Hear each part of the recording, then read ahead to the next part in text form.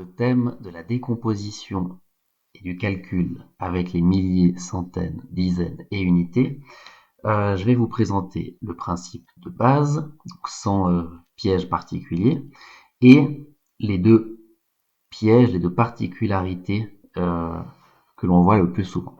Le principe de base d'abord. Si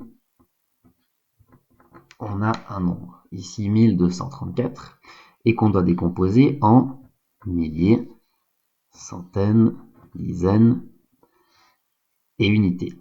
Bon, si vraiment on peut employer le tableau, mais là c'est vraiment le cas basique.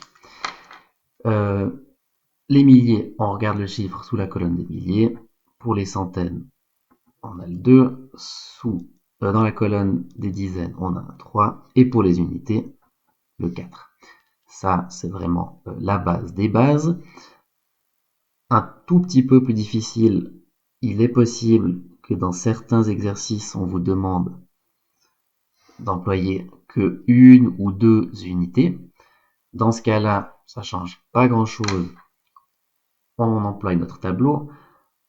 On nous demande des unités et des centaines. Donc, on regarde déjà jusqu'à la colonne des centaines. Ça nous ferait 12 centaines. Et ensuite, ce qu'il nous reste jusqu'à la colonne des unités, ça nous ferait 34 unités. Ça, c'est donc le principe de base pour décomposer. Si on veut maintenant additionner, pareil, un calcul assez simple pour comprendre le principe. 3 milliers, plus 4 centaines, plus 2 dizaines, plus une unité. Si vraiment on peut employer le tableau, si on le souhaite, on place le 3 dans la colonne des milliers, le 4 dans les centaines, le 2 dans les dizaines et le 1 dans les unités. Ça nous fait du coup 3421. Voilà donc pour le principe de base. Maintenant, pour ce qui est des deux cas particuliers, cas numéro 1, c'est si on a notamment 4 milliers plus 3 centaines plus une unité, on voit qu'il nous manque, on a milliers, centaines, unités, donc dans notre tableau, milliers, centaines, unités, mais il nous manque la colonne des dizaines.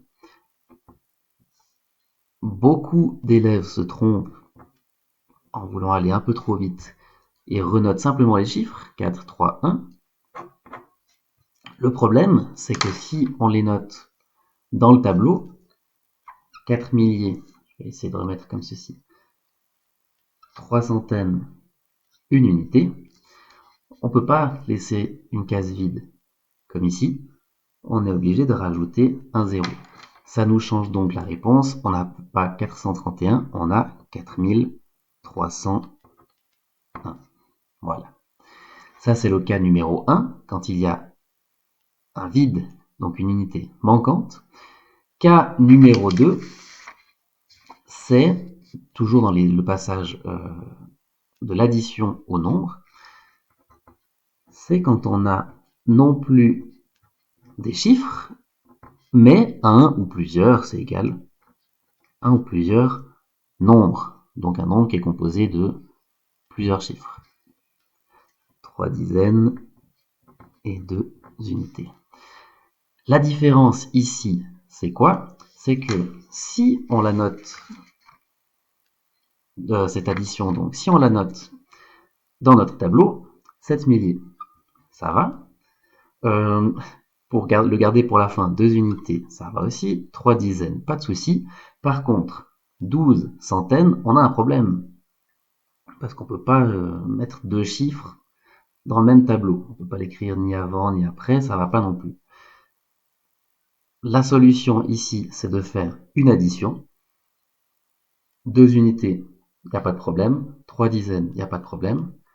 12 centaines, on écrit 12 centaines. Et 7 milliers, comme on a déjà un chiffre ici, on peut le noter en dessous. Et ce qu'il nous reste à faire, c'est quelque chose que vous connaissez déjà, c'est une addition, tout simplement. 2 plus, on pourrait mettre des zéros, hein. 2 plus 0, ça fait 2, 3 plus 0, ça fait 3, 2 plus 0, ça fait 2, 1 plus 7, ça fait 8. Et donc on a 8232. 8232. Voilà. Donc, le principe de base, sans cas particulier, sans piège, pour les deux cas particuliers, justement, on fait attention si il y a une unité qui n'est pas donnée, ça veut dire qu'il y aura des zéros quelque part dans le nombre. Et le cas numéro 2, si on a un nombre, donc avec plusieurs chiffres dans notre calcul, il faudra faire une addition.